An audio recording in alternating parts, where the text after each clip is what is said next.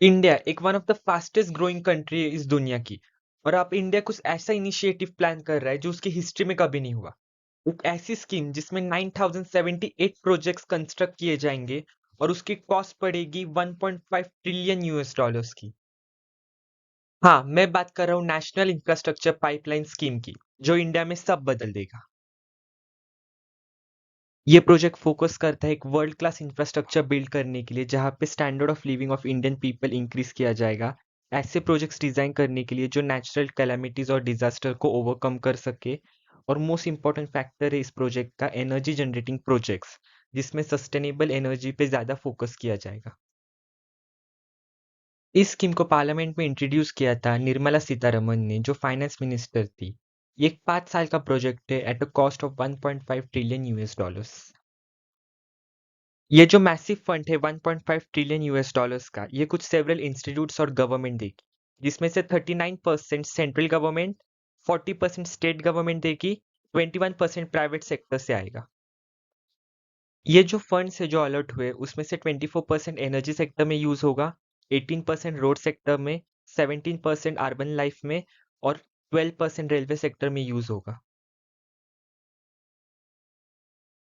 और ये जो प्रोजेक्ट्स अलॉट किए गए उसमें से सबसे बड़ा है ट्रांसपोर्टेशन सेक्टर का नवी मुंबई इंटरनेशनल एयरपोर्ट, जो इंडिया का फर्स्ट मल्टी एयरपोर्ट सिस्टम रहेगा और इसकी कॉस्ट पड़ेगी 2.6 बिलियन डॉलर्स। दूसरा है इंडिया का first ever high speed rail line, जो कनेक्ट करेगा मुंबई और अहमदाबाद को और 5.8 किलोमीटर तक स्ट्रेच्ड है और इसकी कॉस्ट पड़ेगी 14.3 बिलियन डॉलर्स। और सबसे ज्यादा फंड्स एनर्जी सेक्टर को दिए गए और इसका ध्यान रखा गया है कि ट्रेडिशनल एनर्जी को छोड़ के ज्यादा सस्टेनेबल एनर्जी पे फोकस किया जाए। और इसमें से सबसे बड़ा प्रोजेक्ट है सोलर पावर प्लांट प्रोजेक्ट, जिसकी कॉस्ट है 63 बिलियन डॉलर्स। और इसमें ज्यादा क्लीन एनर्जी और सस्टेनेबल एनर्जी इंडिया को मिलेगी। और इसमें सबसे दूसरा बड़ा प्रोजेक्ट है 55 बिलियन डॉलर्स का wind energy project. Clear idea आती है कि गवर्नमेंट ज्यादा सस्टेनेबल एनर्जी पे फोकस कर रहा है। इस स्कीम में ये भी कोशिश रही है जो बढ़ती पॉपुलेशन है इंडिया की, उससे अपस्किल किया जाए। इसके लिए आईटी और मेडिकल फील्ड में ज्यादा फोकस किया गया है। और थोड़े फंड्स वाटर प्रॉब्लम्स और सैनिटाइजेशन प्रॉब्लम्स को भी सॉल्व करने के लिए गए हैं। पर ये एक बड़ा पार्ट नहीं है पूरे प्रोजेक्ट का।